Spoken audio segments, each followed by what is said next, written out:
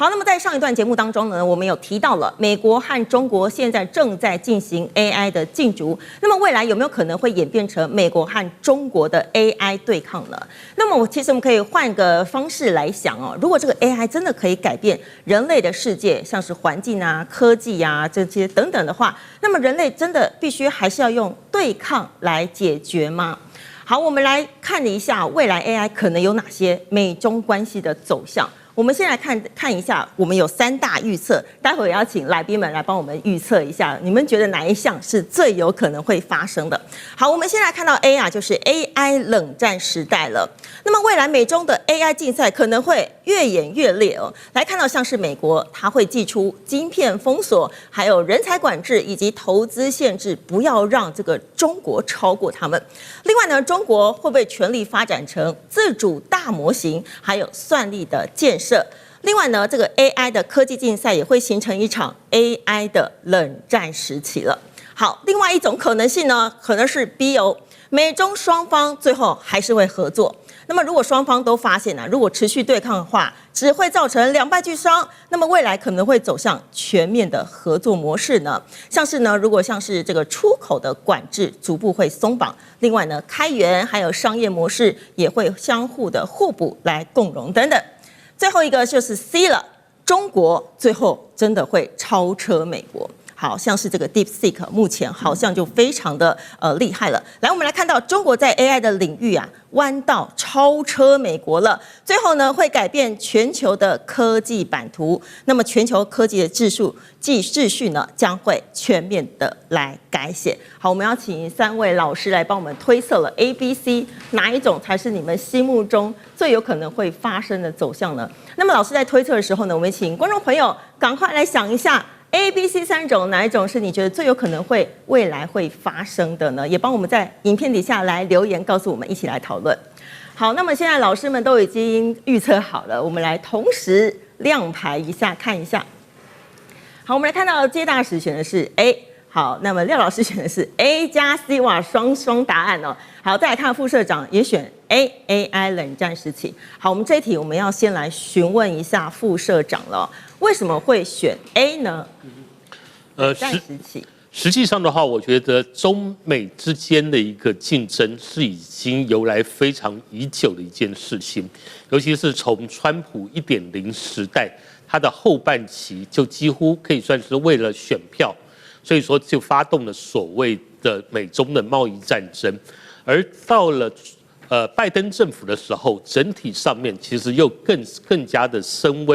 然後就變成了美中的晶片戰爭。現在進入到川普2.0的時代，除了美中晶片的競爭還在持續之中的話，其實也升格到了一個所謂的美中的 AI 戰爭的這樣的一個狀況。所以說這個部分不是說你要和解就可以輕易和解的事情。所以說我也不認為就是說對於9月的時候川普跟習近平的見面，然後談對於想要對 AI 的部分進行一個解決，我對這個部分完全不抱任何的樂觀的期待。因為如果要解決的話，那美中晶片戰爭的問題早就解決掉了。而且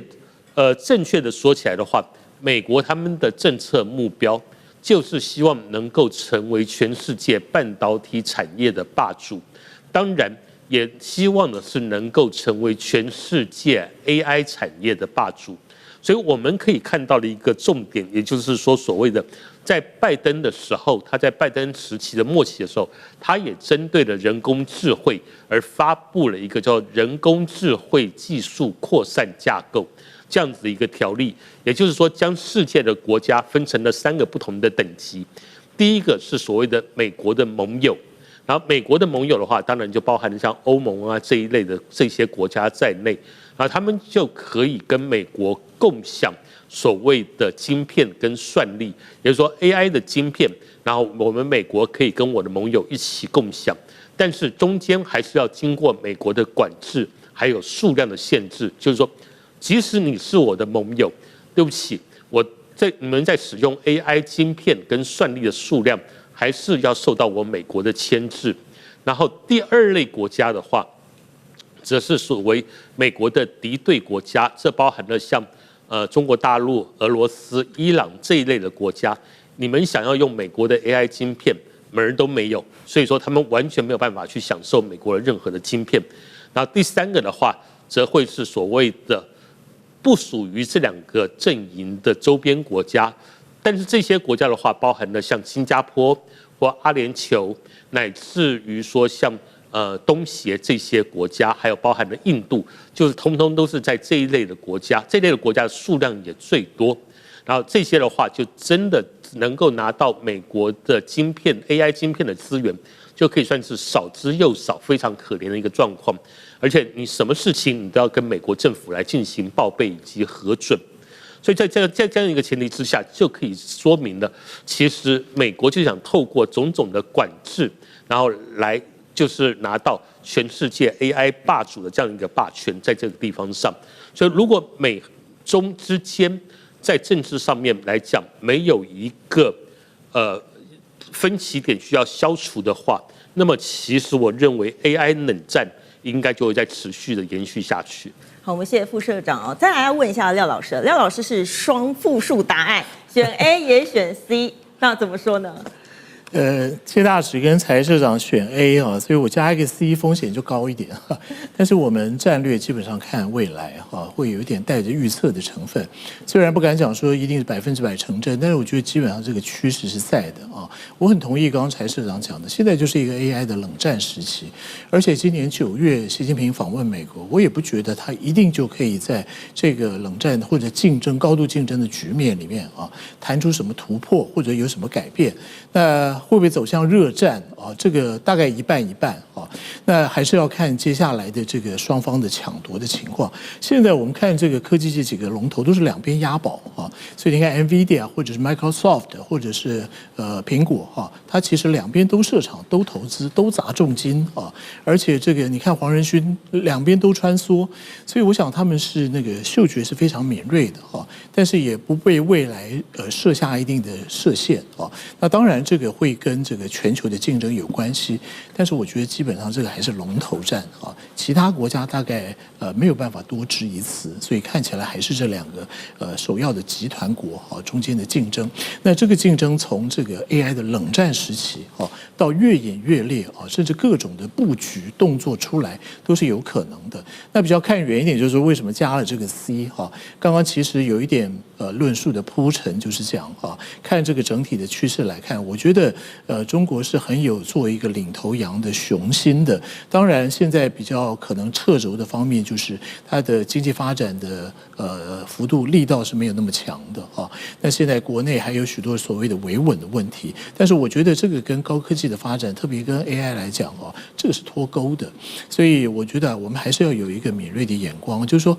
也預先做這樣的一個準備。如果先設想到這個 C 的局面，就中國真的超車了的話，如果真的成為世界上首屈一指的國家的話，還是要眼光做這一個先期的準備也好啊。因為到時候如果說如果這個所謂的全球南方的國家在許多的方面真的是已經完全的顛覆了我們現在所能夠解釋或者是習慣的世界的布局的話哈，我覺得在這個時間點我們都要先做好一些適應和準備的。那廖老師，如果中國真的 AI 崛起的話，首當其衝会不會就是我們台灣了？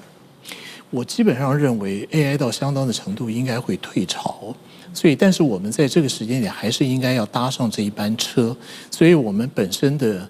戰略布局上的調整一定是非常迫切，但是我們現在最缺的其實就是這一點。從整個國家戰略到能源到經濟到軍事來看啊，那這個看起來在短期好像也還是付之闕如，但是我們一定要有這個警覺性，還是要先期要做好預備的。好，我們謝謝廖老師。再來看一下謝大使選 A。對，其實我覺得這個